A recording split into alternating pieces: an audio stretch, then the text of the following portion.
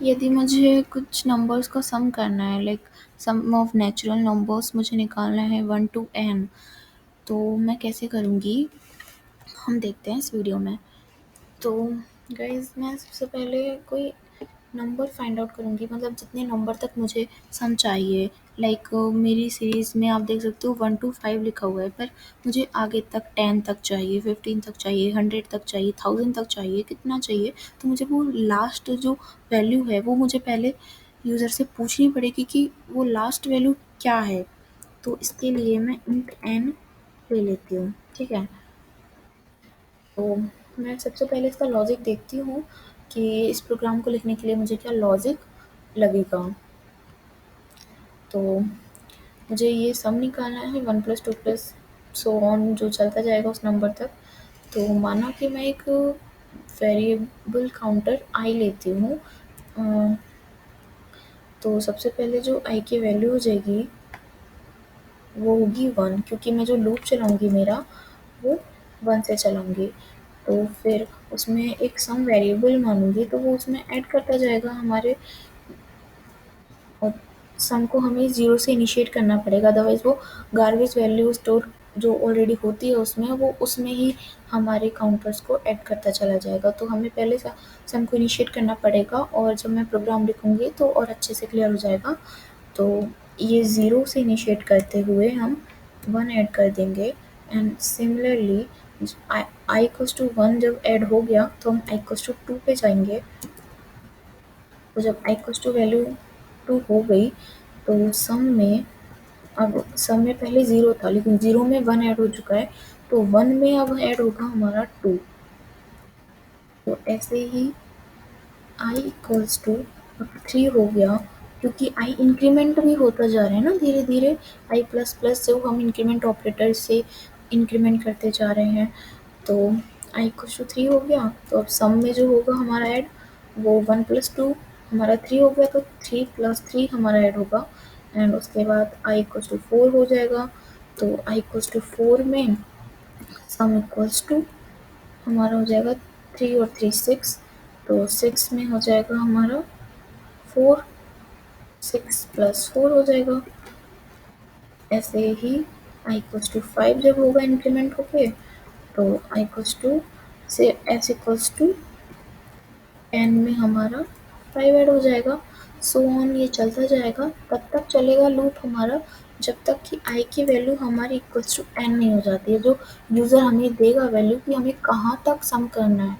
कोई तो लिमिट होगी, हम इनफाइनाइट जाके तो सम नहीं कर सकते, तो कोई तो लिमिट होगी, वो लिमिट वैल्यू हमें यूज़र से मिलेगी, एंड दैट इज़ n।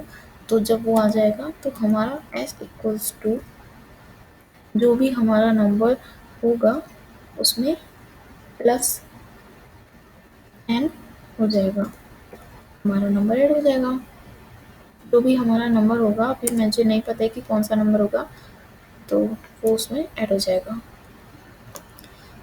तो लॉजिक आई होप कि आपको समझ आया हो, और यदि कोई डाउट होगा तो प्रोग्राम से क्लियर हो जाएगा।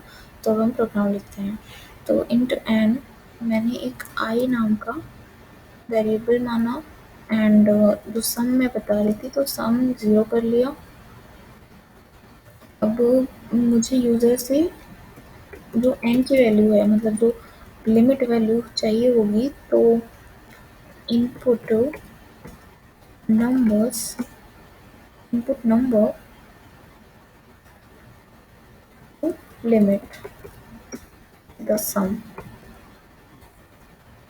तो ताकि मुझे पता तो रहेगा ना कि मुझे कहाँ तक सम करना है। ओके, फिर स्कैन एफ से इनपुट हो जाएगा।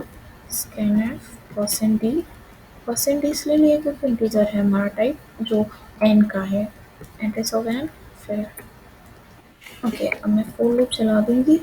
फोर लूप में ऐसा हो जाएगा कि आई इक्वल्स टू 1 से मैं इनिशिएट कर रही हूँ, और आई जब तक हमारा नहीं हो जाता एन, फिर मैं आई को इंक्रीमेंट करती जाऊँगी। यहाँ से मैं कहूँगी कि जो मेरा एस है उसमें आप स्टोर करते जाइए एक्स प्लस आई, जो आई की वैल्यू आती जाएगी ना 1 2 3 4 करके, वो उसको स्टोर करता जाएगा उसमें। फिर लास्ट में मैं प्रिंट करा दूँगी। मैंने for लूप के अंदर क्यों प्रिंट नहीं कराया, क्योंकि वो फिर हर जो टर्मिनेट होगा लूप उसके बाद ही मुझे बार-बार देता जाएगा, तो इतनी बार प्रिंट करवाने से अच्छा है कि मैं लास्ट में जो मेरा सम आ रहा है मैं वो ही प्रिंट करवाऊँ। तो अपनी-अपनी नीड है, यदि आपको लगातार वो एक-एक सम चाहिए तो आप for लूप के अंदर printf फंक्शन यूज़ कर सकते हो, लेकिन मुझे बस लास्ट वाला सम रिज़ल्ट चाहिए तो मैं लास्ट मतलब for लूप में ना लेकर अपने printf फंक्शन को बाद में लेती हूँ, मतलब उसके बाहर लेती हूँ। तो यहाँ पे मैं प्रिंट करा दूँगी %d सम, यहाँ पे लिख दूँगी s एंड सेमीकोलन, रन करा के देखते हैं प्रोग्राम को। 4 मैंने दिया माना कि, तो 10 हमारा समझ जाएगा, 4 3 7 7 2 9 1 10।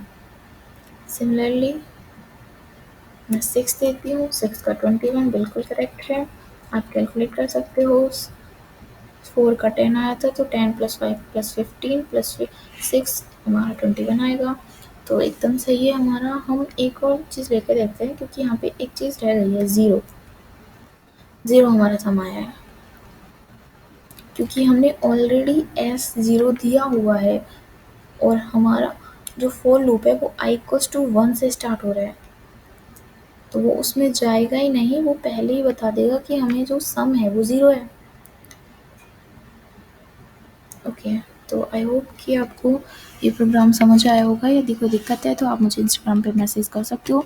बाय द वे, हम ये जो प्रोग्राम है वो for लूप की जगह while लूप या do while लूप से भी कर सकते थे, पर क्या होता है कि for लूप ईज़ी पड़ता है सबको, तो मैंने for लूप से समझाना सही समझा। लेकिन यदि आपको लगता है कि मुझे और लूप्स मतलब लाइक डू व्हाइल लूप और व्हाइल लूप का यूज़ करके भी इसी प्रोग्राम को बताना चाहिए, तो please let me know, I will make a video for that. But फ़िलहाल के लिए इतना ही, मिलते हैं हमारे नेक्स्ट प्रोग्राम में।